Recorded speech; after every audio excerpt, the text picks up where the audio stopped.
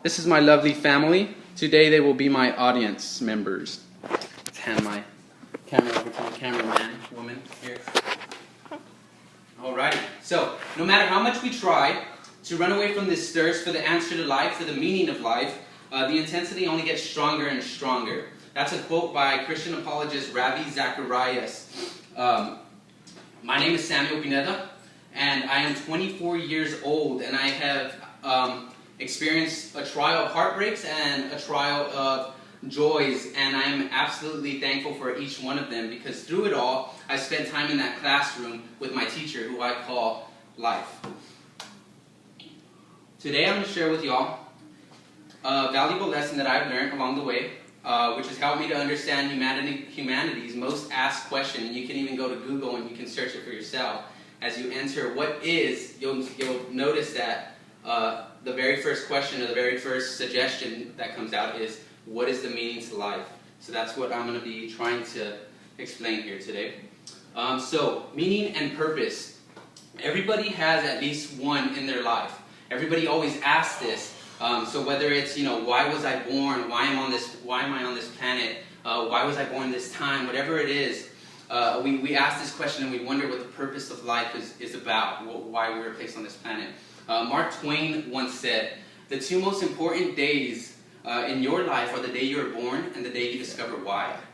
And so one night I remember hanging out with my wife and we were watching The Theory of Everything. It's a movie on the life of Stephen Hawking. And I remember there was just a whole bunch of contemplating, and he wasn't sure what his main thesis was going to be on for his astrophysicist class.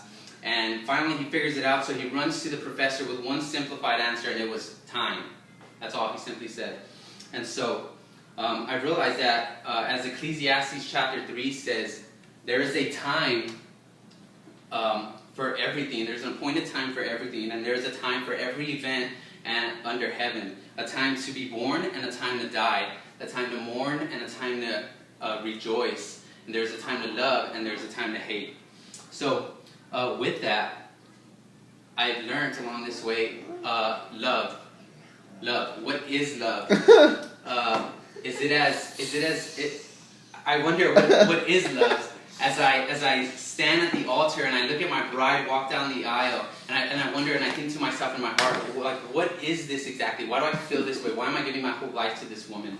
Or as I see my daughter sleep sweetly and just caught up in her dreams, and I wonder, what exactly is this love that would allow me to give my life for this little girl? Or my son as he's being born, and I see that joy there. So why do we feel this incredible phenomenon? We feel this love towards ourselves, and we also feel it towards others. And in that experience, we experience this type of understanding that just kind of brings a little more completion to life, brings a little more understanding to what life is all about, really. Okay? So from birth, through infancy, through childhood, through adolescence, to adulthood, and all the way on until death, we spend this time in this classroom that I was talking about. And this classroom is taught by Mr. Life. Along the way, wisdom is gained.